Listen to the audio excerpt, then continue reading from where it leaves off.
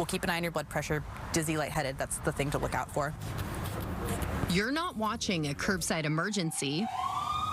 No ambulance needed here. But your blood work looked really good. This is a routine checkup. Once I started taking my meds, the swelling went down. Made possible by 2 Harborview nurses determined to solve a systemic problem. I'm confident that there are a lot of other people who have thought that this was a really good idea because it's so clearly a need in the healthcare system.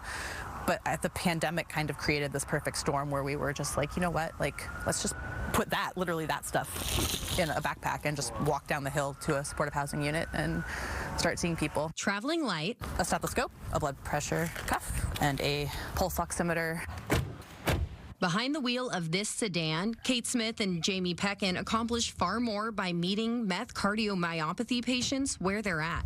In 6 short months of going door to door, they helped cut a quarter of all ER visits at the Level 1 Trauma Center. Length of stay dropped too by an impressive 43%. Something that we see a lot is that people will be discharged and then a month later they're back again. Patients like these are known as high utilizers, dealing with chronic illness, addiction, or psychiatric disorders.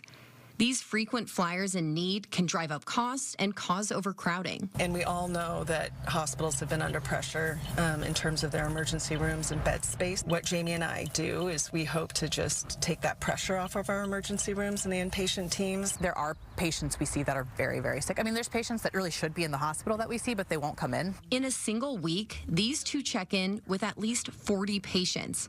Many live up and down Aurora Ave. Okay, Michael.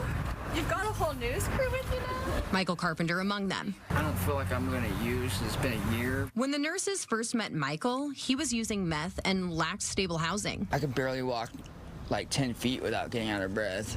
And my heart hurts when it beats.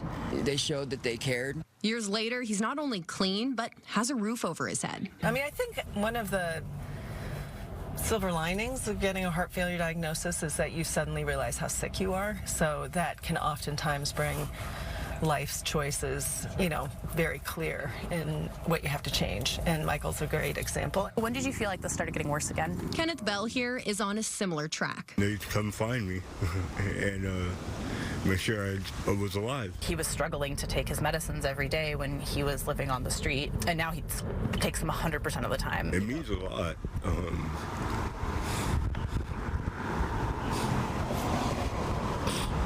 When he was sick out on the street, we were seeing him almost every week. So the fact that he is so stable is, I mean, remarkable. Thank you so much. Thank you so much. The program that kicked off back during COVID continues to gain steam. A pharmacist is now working part-time to ensure their 75 patients get their life-saving heart medication. A cardiologist has also joined their ranks. 1 day a week, they come along to provide critical services like ultrasounds. We'll send it back to you.